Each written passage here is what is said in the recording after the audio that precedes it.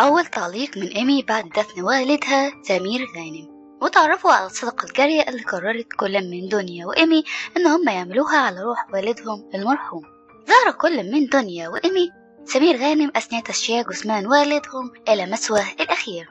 وقد ظهروا أثناء توزيعهم المصاحف على الحاضرين كصدقة جارية على روح والد. ولقد توفي سمير غانم عن عمر يناهز 84 سنة بعد وعكة صحية خلال الأيام الماضية، حيث عانى من خلل في وظائف الكبد بسبب إصابته بفيروس كورونا، وتم نقله إلى غرفة العناية المركزة بأحد مستشفيات المهندسين بعد تدهور حالته الصحية. وبعد دفن والدها نشرت إيمي على حسابها على الانستجرام دعاء لوالدها الراحل بعد دفنه في مقابر العائلة، فنشرت بوست على حسابها على الانستجرام هاشتاج سمير غانم: اللهم تقبله وارحمه وأدخله في الفردوس الأعلى من الجنة، يا رب إنها أول ليلة له في قبره، اللهم آنس وحشته وارحم وحدته وثبته عند السؤال، واجعل قبره روضة من رياض الجنة، اللهم قر عينه بقربك واسعده بجوارك ومتع بصره في الجنة بالنظر إلى وجهك الكريم، اللهم ارحمه واغفر له وعافيه واعف عنه، اللهم نور مرقده